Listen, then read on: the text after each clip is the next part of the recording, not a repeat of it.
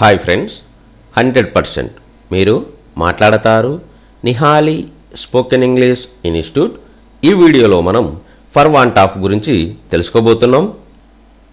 For want of అంటే ఏదైనా కొరత వలన అని అర్థం.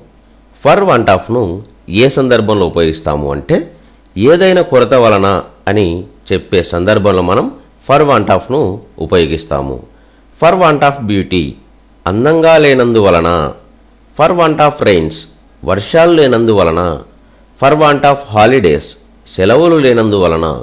ఫర్ వాంట్ ఆఫ్ ఎలక్ట్రిసిటీ విద్యుత్తు లేనందువలన. ఫర్ వాంట్ ఆఫ్ మనీ డబ్బు లేనందువలన.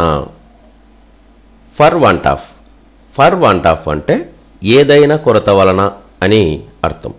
ఫర్ వాంట్ ఆఫ్ను ఏ సందర్భంలో ఉపయోగిస్తాము అంటే ఏదైనా కొరత వలన అని చెప్పే సందర్భంలో మనం ఫర్ వాంట్ ఆఫ్ను ఉపయోగిస్తాము. ఫర్ వాంట్ ఆఫ్ బ్యూటీ అందంగా లేనందువలన. ఫర్ వాంట్ ఆఫ్ రెయిన్స్ వర్షాలు లేనందువలన. ఫర్ వాంట్ ఆఫ్ హాలిడేస్ సెలవులు లేనందువలన. ఫర్ వాంట్ ఆఫ్ ఎలక్ట్రిసిటీ విద్యుత్తు లేనందువలన.